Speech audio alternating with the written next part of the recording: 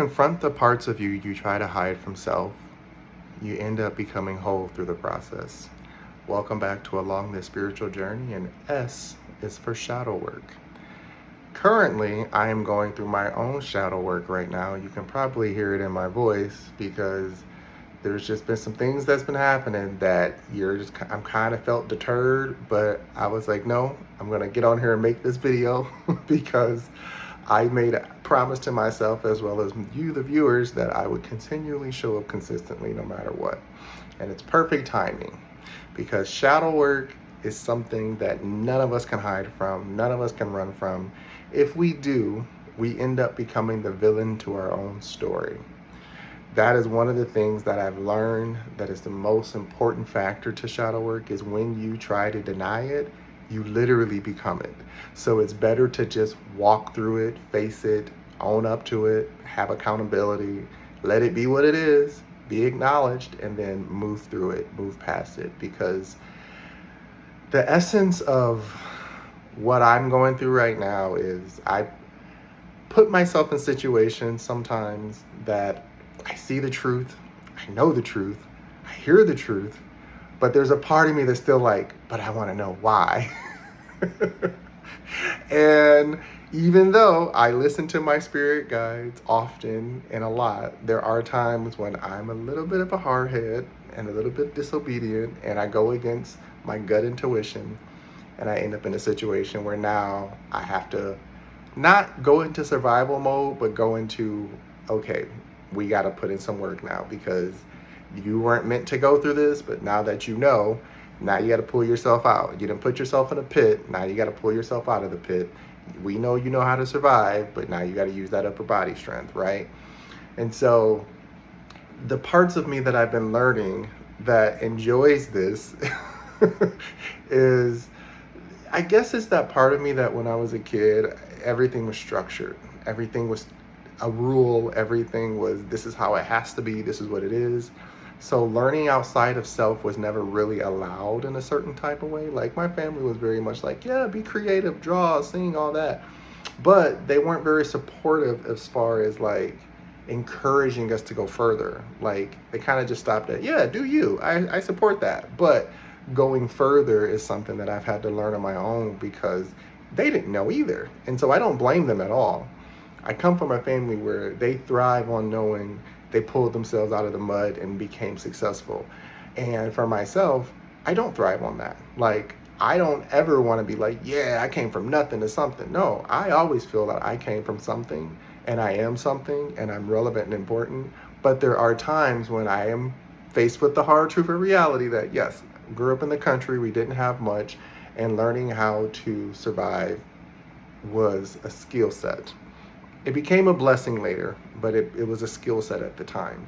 And so I think a lot of us try to run from that. And so I kept trying to run from my past and deny my past. And eventually it caught up to me where I kept putting myself in scarcity mindset situations where I would end up having to depend on others, or I would end up having to depend on a situation that I didn't really want to, but I had to because I wasn't allowing myself to be seen. I wasn't being honest about who I was or what I was doing. A lot of the times my entire, I would say, adolescence, formative years, early 30s was chasing love, wanting love, needing love, right? And I think that's a lot of our story. Moving for love, giving up jobs for love. Like a lot of the times when you're doing it, it doesn't feel like such a burden because it's like, yeah, that's what you do. You sacrifice and I can get something new. But then when you go into that situation and it completely blows up in your face, then you're like, oh, I should have never. And here's the one thing I've learned. I do not regret when this happens. All I say is, dang, I knew better than that. Okay, next thing, what's the next thing? What's the next journey that I have to fulfill now so I can get myself out of this situation? Because when you are seeking something outside of yourself, you're always going to cast a shadow on who you truly are versus putting the light on you and letting the shadows be around you, because the shadows are going to be there regardless. So you can let the shadows surround you and be around you and let others become the shadow of what they think you are and who you are, and that's fine. Be the light for yourself. But if you're constantly being a light for others and pretending to be a light for others, then yeah, you will cast light onto them, but you're going to put shadow on yourself. And I think for me, when I had to learn that, like, I'm laughing because this is a hard one to talk about. I'm very, like, stubborn, right, when it comes to my decisions. And so once I'm convinced myself of doing something, I'm going to do it, regardless of whatever the outcome might look like. I'm going to put myself in situations and say, okay, let's do it. What do I have to do from here? And that's a blessing and a curse, because sometimes it's needed to get through, but also it's sometimes unnecessary to keep putting yourself in situations that you know you do not have to experience, right? So part of my shadow work is knowing that I'm enough, that I'm worthy.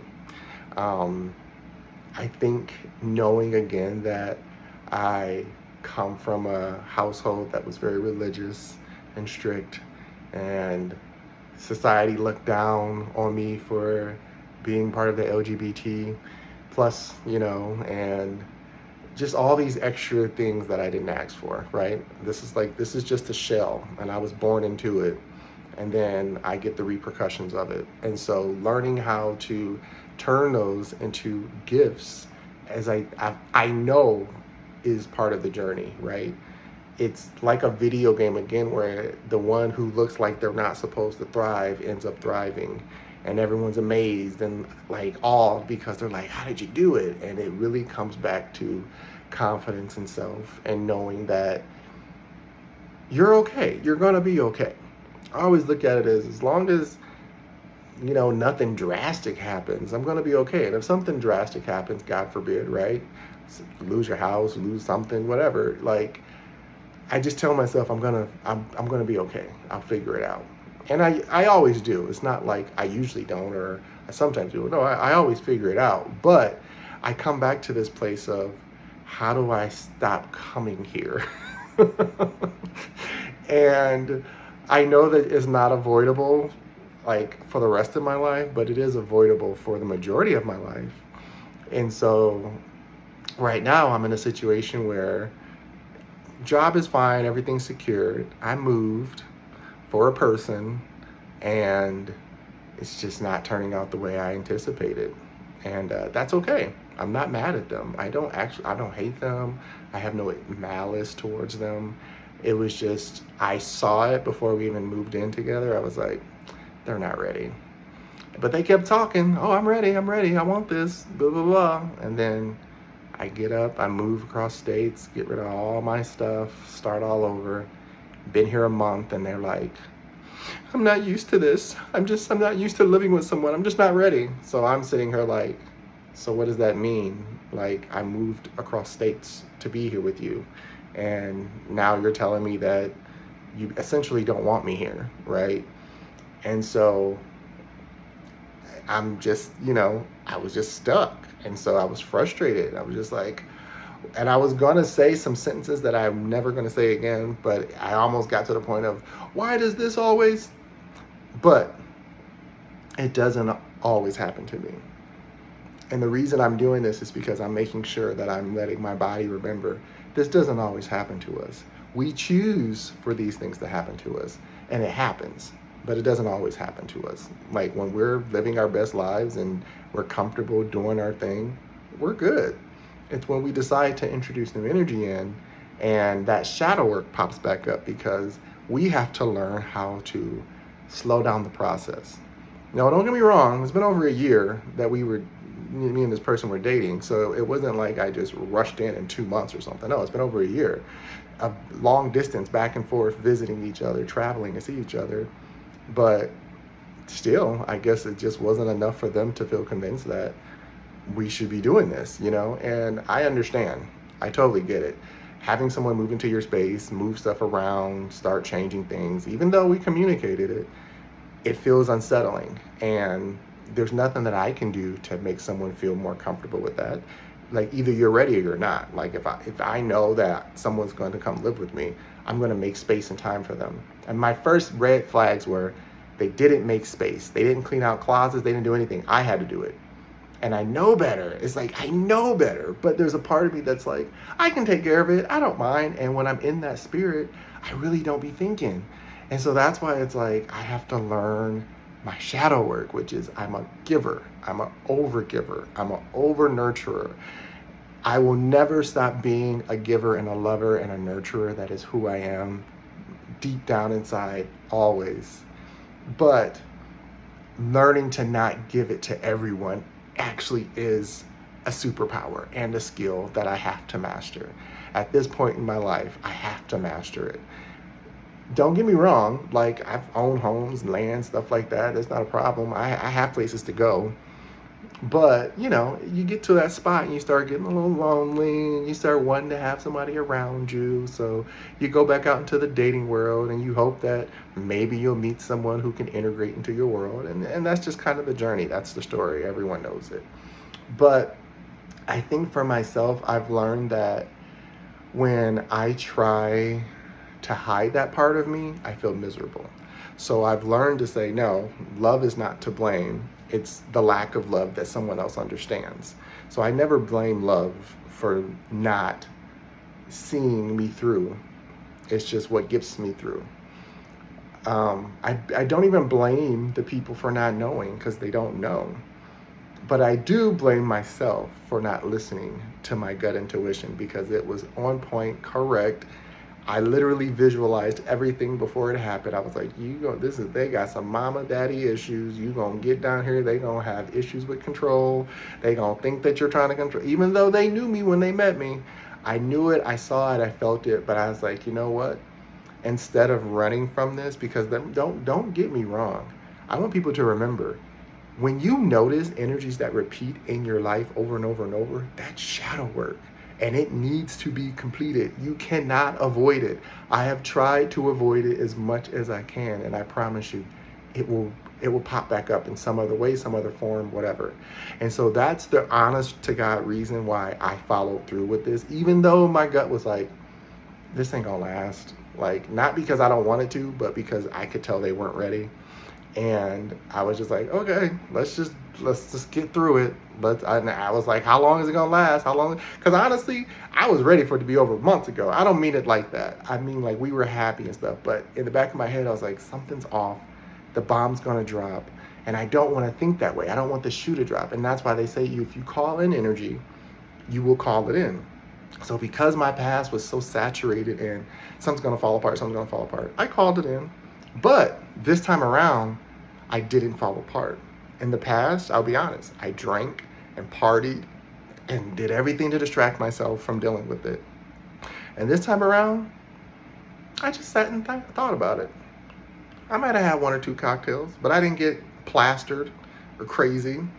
I processed it, I thought about it, and the next thing I did was, okay, well, I just gotta find a new place to live. You know what I mean? Like, it's not a hard thing to do. It's an annoying process to do, but it's not hard to do. So that's the process. That's the step I'm taking at this point. And through the journey, while I was looking, I wanted to cry so bad because it's like, I don't want to do this. I don't want to be doing this right now. But there's a part of me that's like, you're about to get something bigger and better. I promise you. Just trust the process. And that's the part of shadow work that I think is the most important thing to remember, is that even though it's annoying, it's scary, it hurts, it's frustrating in the beginning, once you walk through it, it is so easy to face other things in your life. Then you're like, oh my God, that seemed horrible at the time, but it is so much better on the other side. You know what I mean? And so knowing that, I already know there's something greater for me on the other side. I already know. I can go down and tell you guys stories, and I will tell you more stories as I get more comfortable talking about myself, because the one thing about shadow work is, again, you have to be okay with sharing parts of you that you aren't used to putting light on. And so for me, even communicating online, I love to share knowledge and help, but I'm not used to sharing my personal journey that often, because I don't want to be another person who's like, here's my tragic story, here's my sob story, because I know we all have stories. And that's, for some people, it's motivation, but it's like, I mean, I can go down the checklist. I mean, again, homelessness, abuse, all of it, you know, arrested, this and that, la la la. So many things, hospitalizations that I just kept walking through like it was nothing, because the universe is like, I got you, I'll protect you as long as you stay pure of heart. And so that's the part of the shadow work that you have to remember. Don't become the villain. Do not become the villain, no matter how tempting it is, no matter how easy it is. Do not become the villain. Trust me, because even though it looks like they're winning, they're not. This earth is very fragile. This reality is very temporary, but your soul, your spirit, your legacy is forever. And the energy that you leave and the energy that you represent will be imprinted on this earth. And that to me is more important than ever trying to win. And so I don't need to win as far as beating something that I feel is beating me or revengeful or none of that. Like, I don't care. I'm just like, well, if that's what you want to do, do it. For me, I care more about processing this stuff and getting it out of me.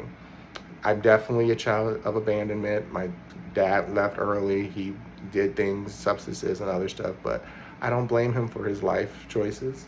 He was where he was because that's what he knew. My mom has her own story, you know.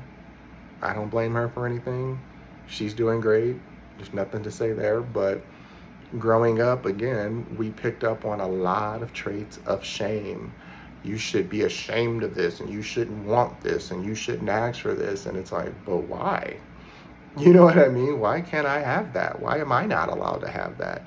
And so I had to process that a lot, especially from the LGBT side, because it's like, why do you all deserve to have something that I can't have because you deem it not acceptable? And that really messed me up as a kid for a long time, even as an adult, because I'm like, I deserve to be loved. Not how you see fit, not how you want it to be. I don't care if people think it's disgusting. I don't care if people hate it. I don't. I just want to be left alone to live my life that I deserve. And so that's the shadow work that I face daily, because it's like I became a perfectionist and an overachiever. If I was really good at everything, then no one can hate me for something like this. If I did everything right, then no one would see the fact that, oh my God, he likes boys, right? It's like it becomes this thing that you're carrying other people's burdens that don't belong to you. And it hurts. It sucks. But you know what? I find my way through every time, because I know that life on earth is not forever. And that's why I know that as long as I continually represent myself at the highest quality of self-respect, then that's exactly what I'll call in. And I always do, no matter what, no matter who it is, what situation I'm in, the universe always finds a way to protect me. Because there are situations I've been in where people wanted to take me out. And I later found out that people told me they were planning on how they were going to take me out. And the crazy part is, something happened where like I ended up not going home that night, or changed my mind. And they were like, yeah, they were waiting for you. And I'm like, really? Wow, didn't know that. You know what I mean? Like, this is the type of stuff that you have to learn how to process, because we don't know what type of energies are around us. But if we start to fall into the shadow, they get closer. You know what I mean? Like, the shadows is what calls them in. It's what allows them to feel like they have the right to be in your vicinity. And for me, I'm like, nope. Get rid of all of that. I do not beg for attention. I do not beg for acceptance. I do not beg for forgiveness for anything, ever. If I did it, I own it. If it is what it is, I am who I am, and I move on. Because that's all you can do. And so the shadow work comes back to, again, recognizing how we deflect, using discernment on how we move through this world and how we make choices and decisions, right? For me, my shadow work, again, has always been from a place of, and I gotta stop saying always, but typically, historically speaking, it's been from a place of lack. And I'm saying right now here to everyone that I break that cycle. I do not own that cycle. It does not belong to me. That is not my life, my journey, or my purpose. because I deserve everything that I desire. And I get everything that I desire. No matter how long it takes, no matter what the process looks like, I get it. And I'm always grateful for how I get it. I promise you that. My gratitude is insane. Like, there is nothing that can tell me to not be grateful, because I know what I'm worthy of, and I know how to get there. So when I get it, I'm so grateful for it. You know what I mean? Even this whole process. Because guess what? Now I'm in a warmer state. Now I'm in a place that's really pretty. So I'm not mad about it at all, right? Like, the place I was isolated in the country. I mean, it was in Missouri. It was in St. Louis. Like, yes, St. Louis is fun, but I didn't like living in the city. I didn't like being surrounded by all of that pop, pop, pop, and all this and that. Like, yeah, it has that, and it's safe in some areas, but it was just a lot. You know what I mean? Constant car accidents and constant parties and this and that. And I'm just like, I want to get back to nature. I want to be surrounded by spirit and just animals and things that I can just be happy about, right?